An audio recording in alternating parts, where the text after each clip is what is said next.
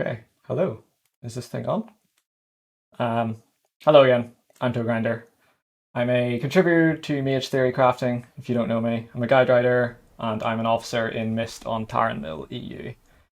I'm going to cover a couple of different things today. I'm going to recap where do the specs stand today, what does each spec do well, how much does each spec gain from the new borrowed power in 9.2, and how do those gains differ depending on when you get the borrowed power, and what does a good fight look like for each spec?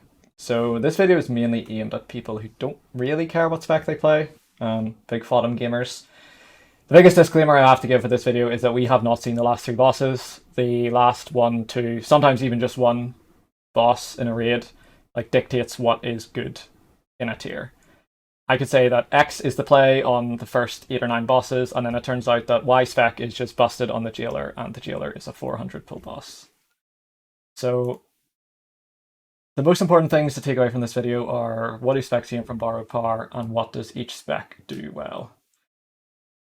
Another disclaimer, just learn how to play all 3 specs, level your 4 covenants. It's the safest thing to do is always to be flexible.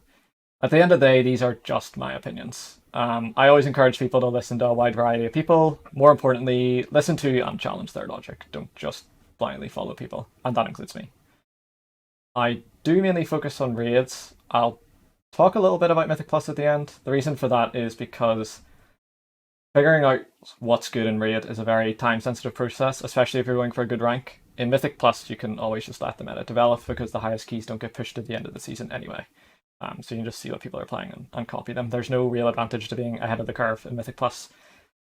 And for reference, I am going to mention borrowed power multiple times. Whenever I do that, I am referencing the new borrowed power in 9.2, aka tier sets and legendaries, the second Covenant legendary, that is, not any of the current systems that we have today, like soulbinds or legendaries or anything like that. So quick recap. 9.1 video, I said I thought Arcane was the best spec. Frost was a lot worse, but that it was a role player, especially on some of the easier bosses. And I thought that Fire would be bad, but because of its kit, it always has the potential to pop its head into some bosses. I think all of that was correct, mostly. Fire got buffed after Heroic Week, and I think that lowered the bar for how much of a firefight it really needs to be for Fire to be playable. Anyone that was following me probably didn't know that I actually did play Fire in a few bosses. I think it was really good on Smith, had a really good damage profile for the fight. Had Execute, Cauterize was really good because the damage was really spiky, lots of one-shots. I actually thought Frost was a lot worse than I let on in that video. I didn't think it was good at all, but World First Raiders playing it kind of chipped at my confidence a bit, but I think I was right about that one. I don't think anyone would recommend you play Frost in Sanctum at this stage. So what's changed since then? Fire got a small buff in Heroic Week, which helped a lot, but the biggest thing is that Sun King's Blessing got buffed and bug fixed. It was probably the best legendary for single target all along, but I think that those bug fixes and buffs kind of encourage people to play about with the APL a bit, and there were a lot of gains to be found there. So basically it amounts to 2 things. I think Fire is actually a playable spec now, not just a role player.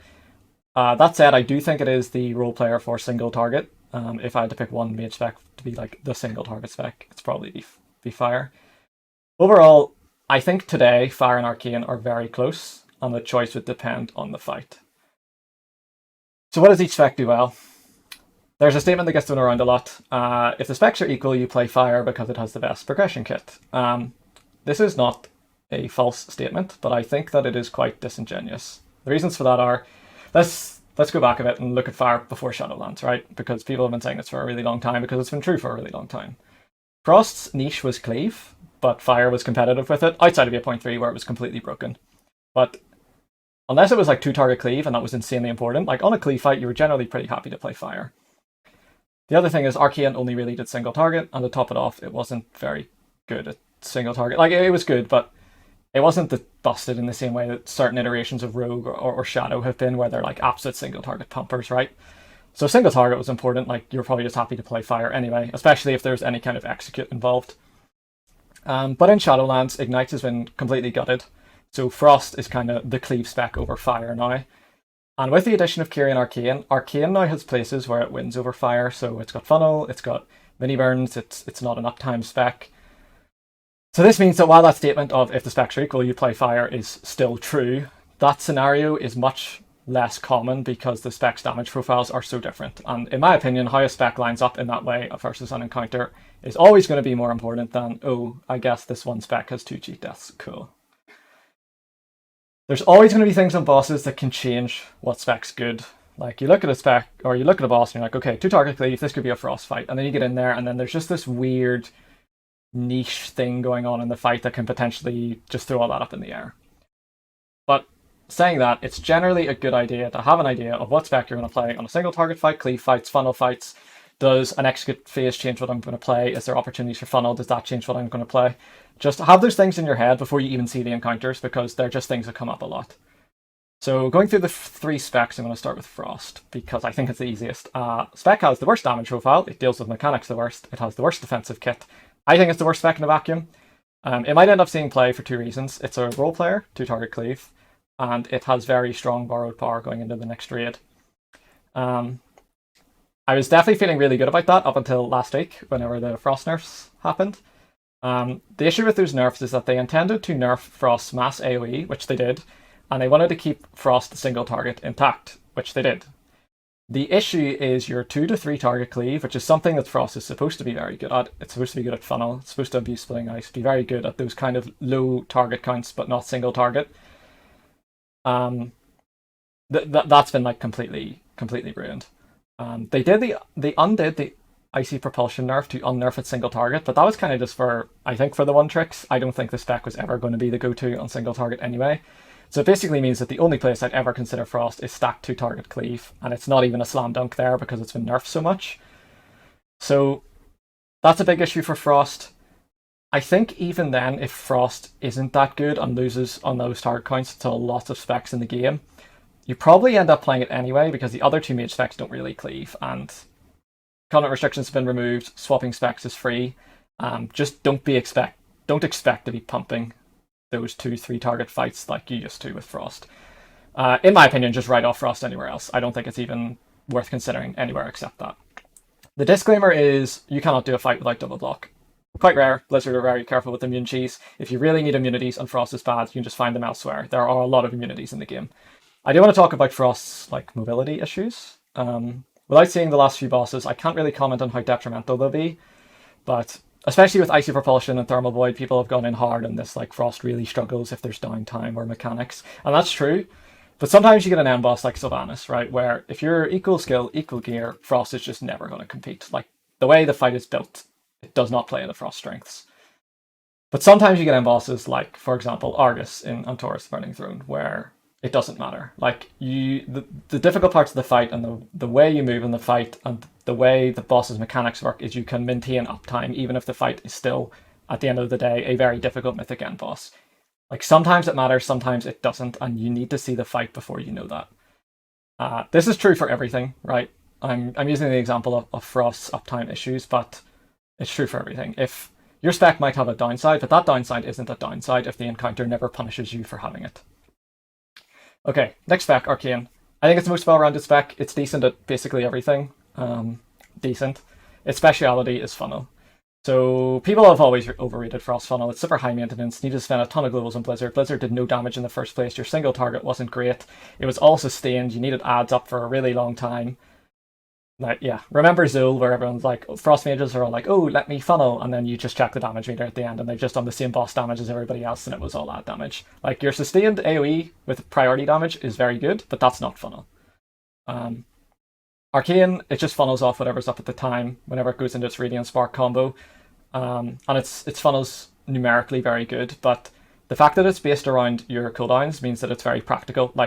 You can sim funnel, right, but ads, you don't just have 5 ads up on top of the boss all the time. That's not how real raid encounters work. So the fact that you can just snap funnel during your cooldowns off whatever's up at the time is really good for its practicality. So with that in mind, Arcane, you've got decent single target, good burst AoE, contending for best funnel in the game. Your burst cleave is fine. It gets decent with the second legendary. You're extremely good defensively. You do not have Cauterize, but your defensive cooldown kit is very overloaded. And something that's very important in 9.2 that Frost has as well that I didn't mention is that it has a very steady gain at each step of the borrowed power curve. And That'll make more sense in a couple of minutes. So I think that in most situations, Arcane's probably the best spec. It does have a couple of downsides. Its funnel requires the mobs to be on top of the target you're funneling off. That's normal, but it can become a bit iffy because Arcane Barrage has a really questionable cleave hitbox, which is another downside. The cleave's not great, it's fine. Gets a lot better with your second legendary, and there is a small amount of setup for your combo. That can be problematic because your combo is very backloaded. So if you get your combo interrupted, which is obviously a mistake, you just don't make mistakes, but shit happens. If you get your combo interrupted because it's very backloaded, then you lose a lot of damage compared to another burst spec. And another disadvantage is you really want to hit your 45-second timings. Any spec that has an X second cooldown and a 2X second cooldown really doesn't like holding its cooldowns. Okay, Fire. After the single target buffs and the Sunkling's Blessing buffs, I think that Fire is the best spec for single target today. Two downsides. Your multi-target without switching into full AoE mode is really bad. So 2 to 4 targets you suck because your cleave sucks, you don't do any relevant funnel. If you switch into full AoE mode, let's say 5, 6, 7 targets, you just lose to the specs that are already good at it. Windwalker, Hunter, most melee. Your only real good multi-target is using uncapped Flame Strike, but that's just not relevant on hard raid bosses. It never is. Could be wrong, but hasn't been so far. And that advantage is mitigated a little bit because all 3 mage specs have uncapped AoE, so people you're competing against can do it as well. But the biggest disadvantage to Fire in 9.2 especially is your borrowed power sucks. It's really bad. But I'll get into that in a minute. So how much does each spec gain from borrowed power? The last section and this section are probably the two most important things. If you take away anything from this video, please let it be those things. That's where I think the specs stand today, and that's one of the important things whenever you're judging specs going in a new tier, like how are they now and what changes, and that combined is how you figure out what specs are good. So there are 3 possibilities which change what specs are good and when, not just for Mage, but like comparing your spec against all the other specs in the game. There's a 4th possibility, which is World First Rating, where nobody has any borrowed power. That's not going to matter for most people. I'll comment on it anyway because I assume most people watching this video are going to be watching the race to World First. Fire is a lot better without any borrowed power. So depending on how gated tier is or how degenerate World First guilds are with tier, Fire could be really good if people don't really get much tier. If they're sitting on their 2-set for a long time, that's not good for Fire because Fire's 2-set's really bad.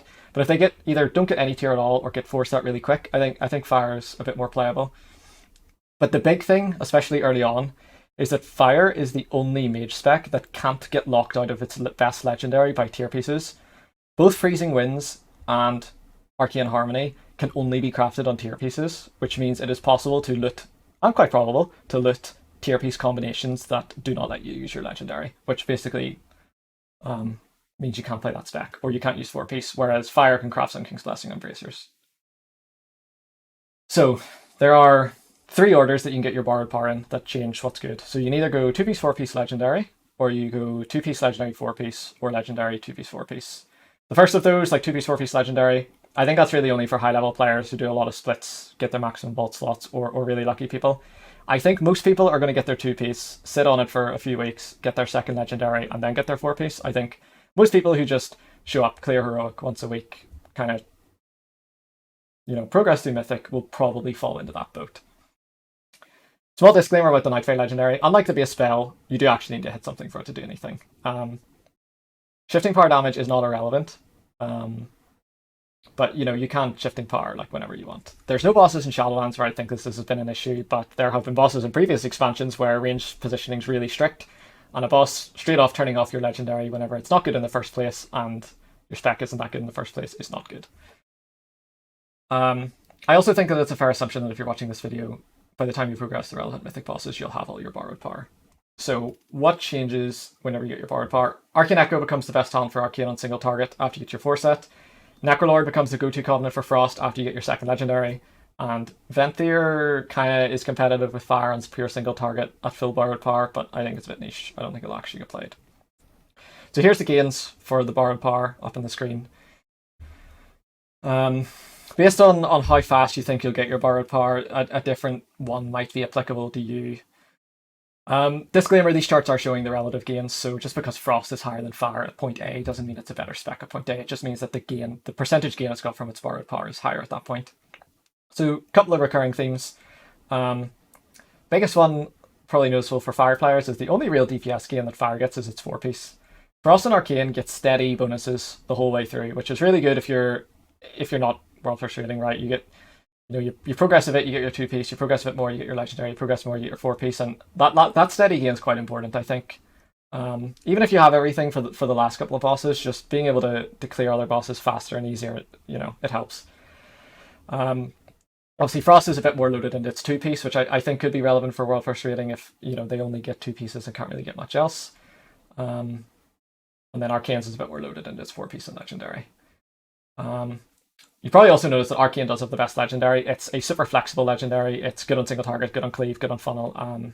I think that's the real spike that sends Arcane over the edge. And Fire just kind of has the worst everything. So what specs am I going to play next tier? Probably all of them. But you need a bit of a mentality shift, right? So we no longer need to commit to specs at a time. A video like this was really important in 9.1 because you had to lock in your covenant basically before the raid came out. And if you swap during the tier, that was probably the only swap you're going to get. You might have got 2 if you progressed a bit slower, but it really meant you needed to know ahead of time what you're going to play. Isn't the case anymore. Each time you approach a boss, just clean slate. You're probably the class in the game that gets buffed the most via the removal of covenant restrictions. If you look at other triple DPS specs, they had covenants that could let them play multiple specs. They could work out soulbind combinations that would help them out a lot, whereas Mage was just different covenant for every spec, no overlap. I think it's a bit productive to go into my thought process when I'm going into a new tier. A lot of people wonder, like, is it guesswork? Do you look at sims? Do you play what was good the last tier? My thought process, I basically go through a bunch of questions, right? So how good's the spec today? How good is it in a vacuum? Without the context of the raid we're currently in, because we're not going to do this raid next patch. Like, if you drop me and do a random raid in the last 6 years, how comfortable do I feel about that? That's what I mean by, like, in a vacuum. How much does the spec gain or lose from systems changing relative to other specs? What does a good encounter for the spec look like? What's a bad encounter for the spec look like? How good does the spec need to be on an encounter to play it on an encounter that is on paper bad for the spec? And how bad does the spec need to be for me to not play it on an encounter that is on paper good for the spec?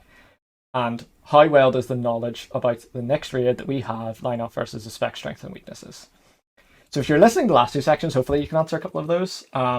You also probably know that we can't answer the last one because we have not seen the last 3 bosses, and they're going to be the most relevant thing. But like I've said a few times, I think today, Arcane and Fire are really close. Arcane's really good in Sanctum, but Sanctum's also a really good raid for Arcane. And I think Frost is lagging behind a bit. So if we go to the next one and think what's changing, so Frost is getting nerfed. It's a very small and single target, but it's quite relevant on Cleave. It's also relevant because I think that Frost is already the weakest spec. And then on top of that, Fire gains a lot less than 9.2 than the other specs. So based on that logic, I think it's a very reasonable conclusion that Arcane is just going to be quite far ahead for the majority of players. That doesn't mean the other specs can't or won't see play. I am always looking for opportunities to play the not best spec. So as you're progressing through the raid, like, be on the lookout for things that might fit Frost and Fire's niches. Starting with Frost, I think, like I already mentioned, single target was kept intact, but the 2 and 3 target just wasn't. So I'd normally be looking at Frost for cleave fights. The big 2 that stand out are Prototype Pantheon and Lords of Dread. The issue is I think that Frost might just be tuned too bad, especially after Arcane gets a second legendary. It's certainly possible that Necrofrost just fucking zooms the last phase of Pantheon or something like that, Those are decisions that I'll make whenever I see the bosses, but it definitely is possible that Frost is just tuned too lowly to see play in those niches. And then the other thing is Fire, like, what's going to make me swap to Fire? One thing, but that one thing comes up a lot, and that is super hectic single target execute. So Gahun, Fallen Avatar, Kil'jaeden, those types of, you're just running all over the place, barely getting uptime, really, really hectic fight. Last phase, super important. Everybody's losing damage because it's just a tough phase to play. Comes up a lot on hard bosses. That's where I see myself most likely to play Fire, and it's very possible that Bragalon or the Jailer are one of those fights. One thing I will just mention again is because borrowed power is so limited, I do think Fire is going to be quite popular in the World First Race as long as everybody's not sitting on 2 set. If everybody sits on 2 set, Fire's quite bad. But if you're on 0 or 4, I think fire is going to pop up its head quite a bit in the world first race. No doubt people will, if it does, people will end up copying it. Even if they shouldn't, because second legendary is completely flips spec balance on its head. But whatever. I don't care about those people. You can do what you want. If you want to copy people playing fire for silly reasons, you can do that. But I think that's a niche. I don't think it's a given. Like if fire's going to see play, I think that's why. But I'm not saying it's a given to see play there. But I do think most people should probably be playing Arcane for most fights. We'll see. I'll make another video whenever we've seen the last 3 fights. Mythic Plus. Some people are interested in it. I'll give my thoughts quickly. I think all 3 specs are good. Mage is in a pretty good spot as far as Mythic Plus goes. I think Frost is now the worst. It was really good at uncapped AoE and got that completely nerfed. But the issue with the spec is I don't think it did much else that was good. So I think if that's nerfed, it definitely loses a lot of strength. If you look earlier in this season, all 3 mage specs were played quite a bit, pushing M+. But like over time, the bandwagon slowly shifted to Frost. It's quite bandwagony, but I think if Frost was obviously the best, then people would have, shifted a lot sooner. So I think that does say that Fire and Arcane are quite good. I think Arcane is a bit more niche in terms of like priority damage and low target count AoE. It's very good at those things, and its borrowed power makes it even better than them. The biggest issue with Arcane is its uncapped AoE is crap. That was an upside prior to 915, but now that most specs got pseudo uncapped, everybody has crap uncapped AoE, so it's kind of a downside now. So I think it'll be between Arcane and Fire. I think most pushing keys will probably get done with Fire though. But I certainly think that a mage spec or multiple mage specs will be in the top 5 specs. I don't think you'll have any issues pushing keys as a mage. But yeah, that is everything. As always, please be flexible, learn all 3 specs, level your 4 covenants, be ready to change and adapt. In my last video I said Fire was trash, and then I played it on Paints with Progress because, well, I thought it was trash, it had a niche, and I thought that niche came up. So keep it up in mind, be critical, don't blindly listen to people, that includes me. But as always, thank you for watching, thank you for listening to me ramble. If you subscribe to the channel, I'll be uploading some follow-up videos to this, maybe when we see the last 3 bosses. I'll be uploading my progress kills, I'll be uploading Mythic Plus. I'll be streaming all my progress on Twitch as well. And something I want to try is like retrospectives on bosses. So after I kill them, I'll do like some kind of commentary where I talk about what went well, what didn't, what I would have done differently if I had to progress the spec or progress the boss again. But yeah, that's everything for me. So thank you for watching and take care.